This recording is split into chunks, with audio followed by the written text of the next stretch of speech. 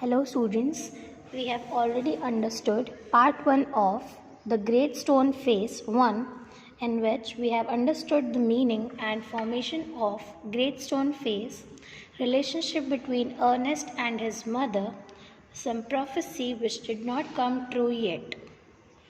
Let's see what happens next. A few years passed by. Ernest grew up to be a young man. He was not very famous amongst the people living in the valley. He lived in a very simple life, and the people of the valley found nothing extraordinary which was worthy of their attention in his lifestyle. Only one thing drew their attention towards him, that after finishing the day's work, he would still stare at Great Stone Face. People thought it to be his foolishness, but also considered it to be excusable because Ernest was diligent, hardworking, kind, and also a good neighbor. The people were unaware that the Great Stone Face acted as a teacher in his life.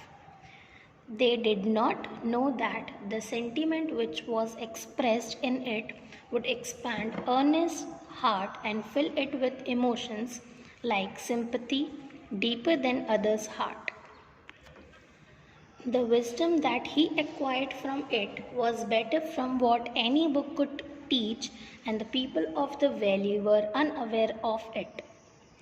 Even Ernest himself did not know that the thoughts which came to him so naturally in the field and at the fireside were much more complex and superior than what others like him had. A simple and uncomplicated soul, as he continued to be, like he was when his mother told him about the old prophecy, he still retained his extremely pure and good looking face that looked down at the valley, trying to reason why it is taking so long for the human embodiment of the Great Stone Face to come. By the time Mr. Gaither Gold, who was considered to be the man of the old prophecy, died and was buried. Before he died, he lost all his wealth, which was considered to be the main essence of his existence. As all of his gold melted away, the people of the valley came to the realization that there was actually no resemblance between the ruined merchant and the magnificent beauty of the Great Stone Face. Then came the news that one of the previous inhabitants of the valley became a soldier many years ago. After a lot of struggle and fighting, he rose to the rank of a commander who was quite famous. In fact, on the battlefield, he was known by the name of Blood and Thunder. As he grew old, he desired to return to his native valley.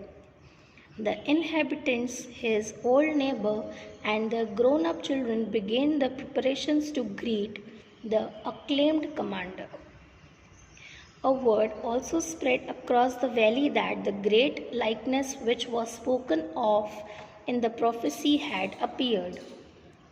The valley grew excited, and even those who had never ever thought of looking at the Great Stone Face before began spending hours looking at it just to anticipate how General Blood and Thunder actually looked like.